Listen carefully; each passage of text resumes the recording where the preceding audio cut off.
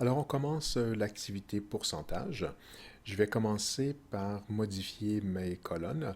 La colonne A doit être modifiée à 20. Alors, comme on a déjà fait dans le passé, on peut modifier, on voit la largeur qui change en haut de mon curseur. On est rendu presque à 20, donc j'ai dépassé.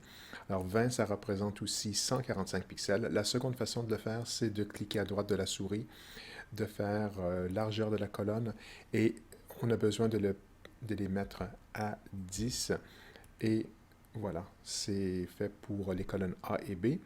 Je vais faire une petite pause et je vais compléter l'exercice avec C, D jusqu'à G. La modification de mes colonnes étant terminée, je vais passer maintenant à entrer les formules. Je vais entrer la réduction qui est offerte par chacune des compagnies. Alors, comme on a déjà fait dans le passé, j'ai seulement besoin d'en faire une et tout le reste va se faire tout seul. Alors, les grandes compagnies, souvent, lorsqu'on achète en grande quantité, elles octroient ou elles donnent des rabais. Alors, comme c'est le cas ici de Citroën, Peugeot Citroën, alors j'entre la réduction. Alors, faisons le signe égal, 658 euros. Alors, on va parler ici en euros. 658 euros.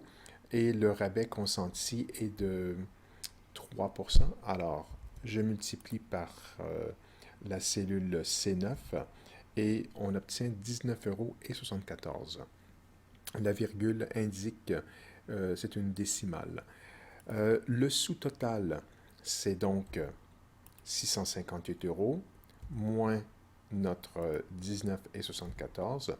On obtient 638 euros et 26. La TVH, la taxe de vente ajoutée ou taxe de vente harmonisée, ici c'est donc de 13%. Alors, pardon. Alors, je vais faire le signe égal. Je vais sélectionner E9 et je vais multiplier par virgule 13. J'obtiens donc 82,97 euros et le montant dû alors, est égal au sous-total et je dois additionner la taxe qui est à F9 et donc voici ce que je cherchais. Donc le total est de 721,23 euros.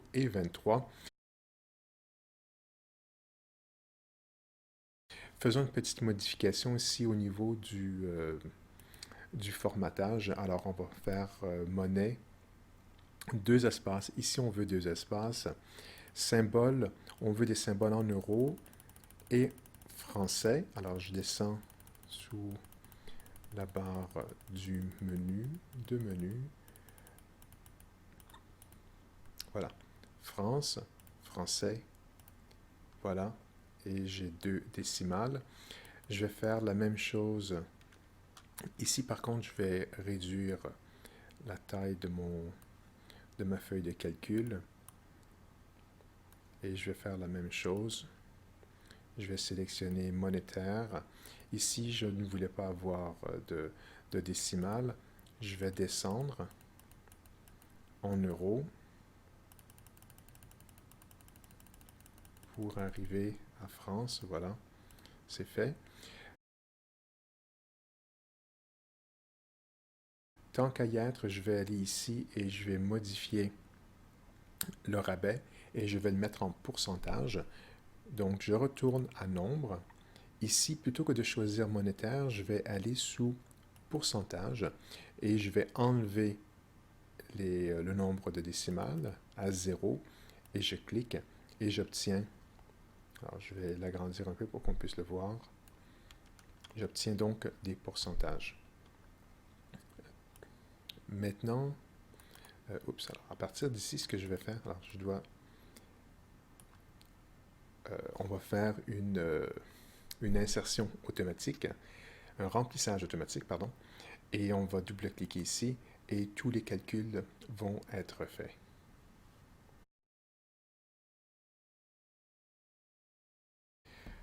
Allons plus bas pour faire nos totaux, la moyenne, le maximum et le minimum.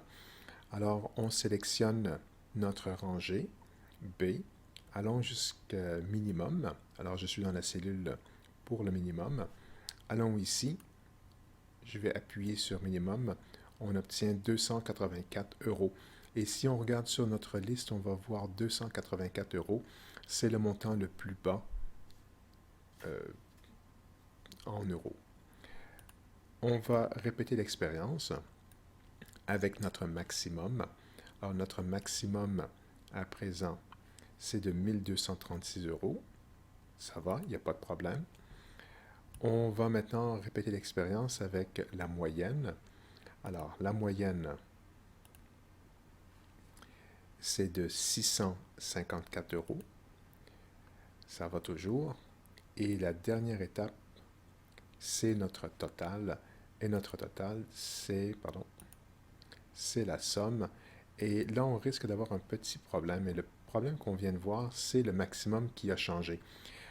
Alors, si je clique ici dans ma cellule pour voir le problème, on voit tout de suite que le problème se situe dans Excel qui a choisi de prendre B9 jusqu'à B37. Alors, ce n'est pas ce qu'on voulait. On voulait arrêter à 34. Alors, on va corriger. On va mettre 34 à la place de 37 et c'est réparé. Alors, on remarque en bas qu'on a 3 feuilles de calcul, celle sur laquelle on travaille, la deuxième et la troisième qui ne sont pas nécessaires. Alors, avec le côté droit de la souris, on va les éliminer. Alors, on va supprimer la feuille de calcul 3, on va supprimer la feuille de calcul 2 et la nôtre, on va la renommer, on ne va pas la supprimer, on va la renommer et le nom qu'on va lui donner, c'est pourcentage. Alors, on écrit pourcentage en bas. Faisons maintenant un peu de mise en page. Je vais insérer un word art qui est ici. Je vais choisir un format ou quelque chose qui me plaît. Ici, je vais écrire ameublement de bureau. Je vais modifier la taille à 36. Et idéalement, je dois le placer en haut ici, mais il y a un petit problème, c'est que j'ai déjà du texte. Alors, je vais mettre ça de côté. Je vais maintenant sélectionner ma feuille de calcul, ce que j'ai fait jusqu'à maintenant. Je vais découper. Je vais la placer un peu plus bas. Plaçons maintenant ameublement de bureau ici.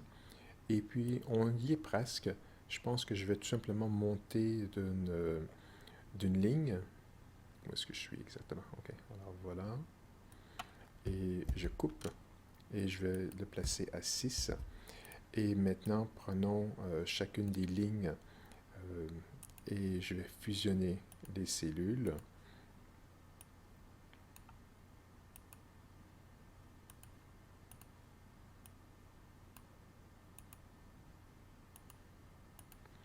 Et maintenant qu'elles sont fusionnées, centrons, mettons ça ici à 20 et puis le texte en caractère gras.